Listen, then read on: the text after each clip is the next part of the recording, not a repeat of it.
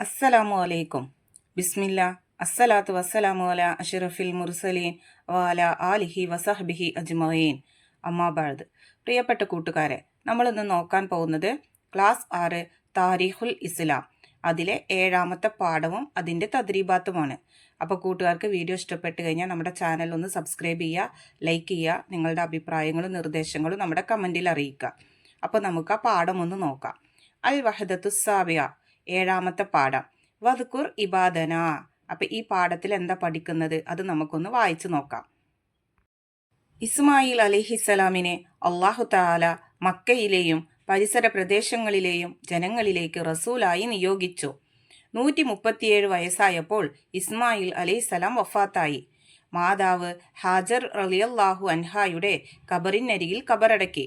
അദ്ദേഹത്തിന് 20 വയസ്സുള്ളപ്പോൾ 90-ാം വയസ്സിലായിരുന്നു ഉമ്മയുടെ മരണം. അപ്പോൾ ഈ പാരഗ്രാഫിൽ നിന്ന് പ്രതീക്ഷിക്കാവുന്ന ചോദ്യങ്ങൾ: ഒന്ന്, ഇസ്മായിൽ അലൈഹിസ്സലാം വഫാത്താവുമ്പോഴുള്ള വയസ്സ്. അതിന് ഉത്തരം 137. ഇനി ഇസ്മായിൽ അലൈഹിസ്സലാമിൻ്റെ മാതാവിൻ്റെ വയസ്സ് 90. ഇനി മാതാവ് വഫാത്താകുമ്പോൾ ഇസ്മായിൽ അലൈഹിസ്സലാമിൻ്റെ വയസ്സ് 20. ഇനി നമുക്ക് അടുത്ത പാരഗ്രാഫ് നോക്കാം.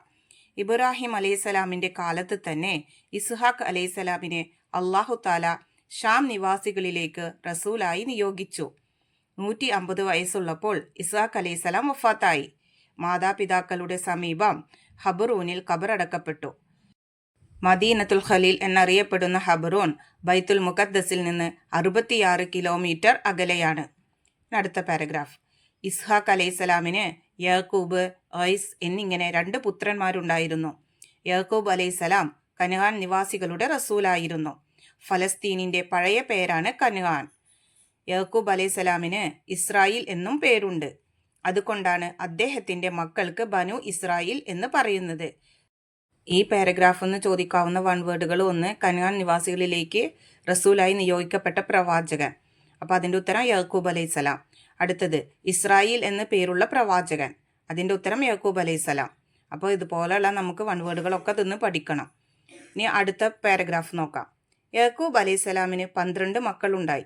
അവരിൽ യൂസുഫിനോടും ബിനിയാമിനോടും അദ്ദേഹത്തിന് പ്രത്യേക സ്നേഹമുണ്ടായിരുന്നു. അവർ കുട്ടികളായിരിക്കെ ഉമ്മ റാഹീൽ മരിച്ചു പോയതാണ് കാരണം. ഈ സ്നേഹം മറ്റു സഹോദരന്മാർക്ക് അവരോട് അസൂയയുണ്ടാക്കാൻ ഇടയാക്കി. ഒരു ദിവസം യൂസുഫ് അലൈഹിസ്സലാം ഒരു സ്വപ്നം കണ്ടു. സ്വപ്നം ചന്ദ്രനും 11 നക്ഷത്രങ്ങളും തനിക്ക് സുജൂദ് ചെയ്യുന്നു. സ്വപ്നവിവരം യൂസുഫ് അലൈഹിസ്സലാം പിതാവിനോട് പറഞ്ഞു. നിന്റെ സഹോദരന്മാരോട് ഇത് പറയരുത്, അവർ നിനക്കെതിരെ കുതന്ത്രം പ്രയോഗിച്ചേക്കാം, യാക്കൂബ് നബി അലൈഹിസ്സലാം ഉപദേശിച്ചു. സ്വപ്നത്തിന്റെ പൊരുളറിഞ്ഞ യാക്കൂബ് അലൈഹിസ്സലാമിന് യൂസുഫ് അലൈഹിസ്സലാമിനോടുള്ള സ്നേഹം വർദ്ധിച്ചു. അതോടെ സഹോദരങ്ങൾക്ക് അസൂയയും കൂടി. കളിക്കാനെന്ന് പറഞ്ഞ് യൂസുഫ് അലൈഹിസ്സലാമിനെ കൊണ്ടുപോയി അവർ ഒരു കിണറ്റിലിട്ടു. യൂസുഫ് അലൈഹിസ്സലാമിന്റെ ഷർട്ടിൽ വ്യാജരക്തം പുരട്ടി വന്നു. യൂസുഫിനെ ചെന്നായ പിടിച്ചു എന്ന് അവർ പിതാവിനോട് പറഞ്ഞു. യൂസുഫ് അലൈഹിസ്സലാമിനെ ഒരു യാത്രാ സംഘത്തിന് ലഭിച്ചു. അവർ അദ്ദേഹത്തെ ഈജിപ്തിലെ അടിമച്ചന്തയിൽ കൊണ്ടുപോയി വിറ്റു. അടുത്ത പാരഗ്രാഫ്. ഈജിപ്തിലെ ഒരു മന്ത്രിയാണ് യൂസുഫ് അലൈഹിസ്സലാമിനെ വാങ്ങിയത്. മന്ത്രിയുടെ കൊട്ടാരത്തിൽ യൂസുഫ് അലൈഹിസ്സലാം ആദരണീയനായി വളർന്നു. അതീവ സൗന്ദര്യത്തിനുടമയായ യൂസുഫ് അലൈഹിസ്സലാമിൽ മന്ത്രി ഭാര്യ സലീഹ അനുരക്തയായി. ഒരു ദിവസം അവർ യൂസുഫ് അലൈഹിസ്സലാമിന്റെ ഷർട്ടിൽ കയറിപ്പിടിച്ചു. അദ്ദേഹം കുതറിമാറി. രംഗത്തെത്തിയ ഭർത്താവിനോട് യൂസുഫാണ് കുറ്റക്കാരനെന്ന് സലീഹ പറഞ്ഞു. ഭാര്യയുടെ ഭാഗത്താണ് തെറ്റെന്ന് മന്ത്രിക്ക് മനസ്സിലായി. എന്നാൽ ജനസംസാരം നിലക്കുന്നതുവരെ യൂസുഫ് അലൈഹിസ്സലാമിനെ ജയിലിൽ അടയ്ക്കുന്നതാണ് നല്ലതെന്ന് അദ്ദേഹം അഭിപ്രായപ്പെട്ടു. ജയിലിൽ വെച്ച് യൂസുഫ് അലൈഹിസ്സലാമിന് അള്ളാഹു തആല റിസാലത്ത് നൽകി. സ്വപ്ന വ്യാഖ്യാനമായിരുന്നു ഒരു മുഅ്ജിസത്ത്. 2 സഹതടവുകാർ സ്വപ്നം കണ്ടു. ഒരാൾ വീഞ്ഞ് പിഴിഞ്ഞെടുക്കുന്നു. രണ്ടാമൻ തലയിൽ റൊട്ടി ചുമക്കുന്നു. അതിൽ നിന്ന് പക്ഷികൾ തിന്നുകയും ചെയ്യുന്നു. യൂസുഫ് അലൈഹിസ്സലാം സ്വപ്നം വ്യാഖ്യാനിച്ചത് ഇങ്ങനെയാണ്: ഒന്നാമൻ ജയിൽ മോചിതനായി യജമാനന് വീഞ്ഞു കുടിപ്പിക്കും. രണ്ടാമൻ ക്രൂശിക്കപ്പെടും. അവന്റെ തല പക്ഷികൾ ഭക്ഷിക്കും. തന്റെ കാര്യം രാജാവിനോട് സംസാരിക്കാൻ യൂസുഫ് അലൈഹിസ്സലാം ജയിൽ മോചിതനാകുമെന്ന് മനസ്സിലാക്കിയ ആളെ ഏൽപ്പിച്ചു. യൂസുഫ് അലൈഹിസ്സലാമിന്റെ വ്യാഖ്യാനം അക്ഷരം പ്രതി പുലർന്നു. അപ്പം ഇത്ര കാര്യമാണ് നമ്മൾ ഈ പാഠത്തിൽ പഠിക്കുന്നത്. ഈ പാഠത്തിൻ്റെ ബാക്കി ഭാഗം അടുത്ത പാഠത്തിൽ നമ്മൾ പഠിക്കുന്നുണ്ട്. അപ്പോൾ ഇനി നമുക്ക് ഇതിൻ്റെ തദ്രീബാത്ത് നോക്കാം. തദ്രീബാത്തിലെ ഒന്നാമത്തെ പ്രവർത്തനം നഖ്റഉ വ നഫ്ഹം, വായിച്ച് മനസ്സിലാക്കാനുള്ളതാണ്. ഇസ്രായീൽ, അതിൻ്റെ അർത്ഥം അല്ലാഹു തആലയുടെ അടിമ.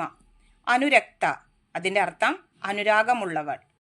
അടുത്ത പ്രവർത്തനം നസിൽ, ചേരുംപടി ചേർക്കുക. അതിൽ ഒന്നാമത്തെ നോക്കൂ. മക്കയിലേക്കും പരിസര പ്രദേശങ്ങളിലേക്കും റസൂലായി നിയോഗിച്ചു. അതിന് ശരിയുത്തരം ബി, ഇസ്മായിൽ അലൈഹിസ്സലാം. 2, ഷാം നിവാസികളിലേക്ക് റസൂലായി നിയോഗിച്ചു. അതിന് ശരിയുത്തരം ഡി, ഇസ്ഹാഖ് അലൈഹിസ്സലാം. 3, കനാൻ നിവാസികളിലേക്ക് റസൂലായി നിയോഗിച്ചു. അതിന് ശരിയുത്തരം എ, യാക്കൂബ് അലൈഹിസ്സലാം. 4, യാക്കൂബ് അലൈഹിസ്സലാമിൻ്റെ മകൻ. അതിന് ശരിയുത്തരം സി, യൂസുഫ് അലൈഹിസ്സലാം. അപ്പോൾ ശരിയായ ലെറ്റേഴ്സ് അവിടെ എടുത്ത് എഴുതുക, ബി, ഡി, എ, സി. ഇനി അടുത്ത പ്രവർത്തനം നോക്കാം. മൂന്നാമത്തെ പ്രവർത്തനം നഹ്താറു സഹീഹ്. ഇവിടെ നമുക്ക് താഴെ 3 ഓപ്ഷൻ കൊടുത്തിട്ടുണ്ട്. ശരിയായ ഓപ്ഷനിൽ നമ്മൾ ടിക്ക് മാർക്ക് അടയാളപ്പെടുത്തണം. 1, വഫാത്താകുമ്പോൾ ഇസ്മായിൽ അലൈഹിസ്സലാമിൻ്റെ വയസ്സ്. ഓപ്ഷൻസ് ഏതൊക്കെയാണ്? 237, 137, 127. ശരി ഉത്തരം 137. അപ്പോൾ അതിൽ ടിക്ക് മാർക്ക് കൊടുക്കുക. ഇനി രണ്ടാമത്തെ ചോദ്യം, ഇസ്ഹാഖ് അലൈഹിസ്സലാം വഫാത്താകുമ്പോൾ വയസ്സ്. ഓപ്ഷൻസ് 150, 250, 110. ശരി ഉത്തരം 150. അപ്പോൾ അതിൽ ടിക്ക് മാർക്ക് കൊടുക്കുക. മൂന്നാമത്തെ ചോദ്യം, യാക്കൂബ് അലൈഹിസ്സലാമിൻ്റെ മക്കളുടെ എണ്ണം. ഓപ്ഷൻസ് 22, 18, 12. ശരി ഉത്തരം 12. അപ്പോൾ അതിൽ ടിക്ക് മാർക്ക് കൊടുക്കുക. 4, ജയിലിൽ വെച്ച് റിസാലത്ത് ലഭിച്ച നബി. ഓപ്ഷൻസ് യാക്കൂബ് അലൈഹിസ്സലാം, ഇസ്ഹാഖ് അലൈഹിസ്സലാം, യൂസുഫ് അലൈഹിസ്സലാം. ശരി ഉത്തരം യൂസുഫ് അലൈഹിസ്സലാം. അപ്പോൾ അതിലാണ് ടിക്ക് മാർക്ക് കൊടുക്കേണ്ടത്. 5, ഫലസ്തീനിൻ്റെ പഴയ പേരാണ്. Options Sham, Canaan, Hebron. ശരി ഉത്തരം കനാൻ. അപ്പോൾ അതിൽ ടിക്ക് മാർക്ക് കൊടുക്കുക.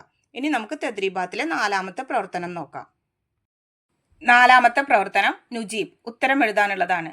1, യാക്കൂബ് അലൈഹിസ്സലാമിന് യൂസുഫ് അലൈഹിസ്സലാമിനോട് പ്രത്യേക സ്നേഹമുണ്ടാവാൻ കാരണമെന്ത്? ഉത്തരം യൂസുഫ് അലൈഹിസ്സലാം കുട്ടിയായിരിക്കെ അവരുടെ ഉമ്മ റാഹീൽ മരിച്ചു പോയതുകൊണ്ട്. രണ്ടാമത്തെ ചോദ്യം, യൂസുഫ് അലൈഹിസ്സലാമിനോട് സഹോദരന്മാർക്ക് അസൂയയുണ്ടാവാൻ കാരണമെന്ത്? ഉത്തരം യാക്കൂബ് അലൈഹിസ്സലാം യൂസുഫ് അലൈഹിസ്സലാമിനെ പ്രത്യേകമായി സ്നേഹിച്ചതുകൊണ്ട്. മൂന്നാമത്തെ ചോദ്യം, യൂസുഫ് നബി അലൈഹിസ്സലാം കണ്ട സ്വപ്നമെന്ത്? ഉത്തരം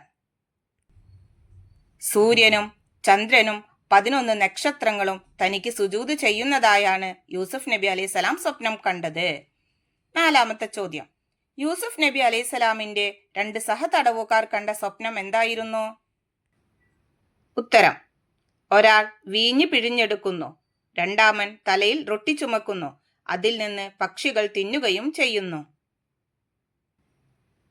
ഇനി അഞ്ചാമത്തെ ചോദ്യം നോക്കൂ. സഹതടവുകാർ കണ്ട സ്വപ്നത്തിന് യൂസുഫ് നബി അലൈഹിസ്സലാം പറഞ്ഞ വ്യാഖ്യാനം എന്ത്?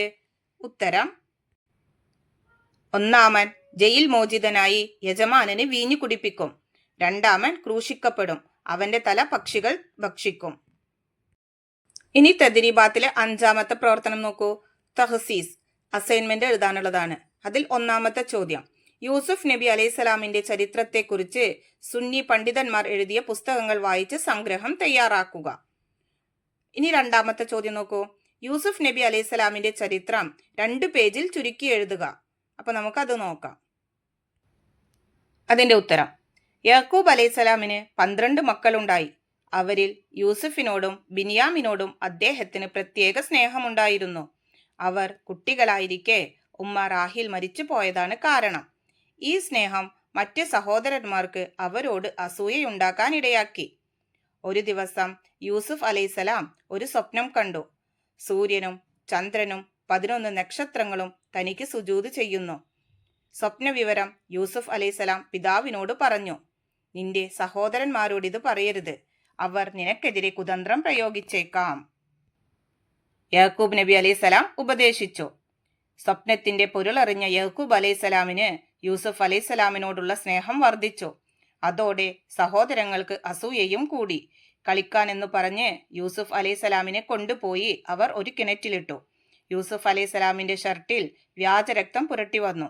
യൂസുഫിനെ ചെന്നായ പിടിച്ചു എന്ന് അവർ പിതാവിനോട് പറഞ്ഞു. യൂസുഫ് അലൈഹിസ്സലാമിനെ ഒരു യാത്രാ സംഘത്തിന് ലഭിച്ചു. അവർ അദ്ദേഹത്തെ ഈജിപ്തിലെ അടിമച്ചന്തയിൽ കൊണ്ടുപോയി വിറ്റു.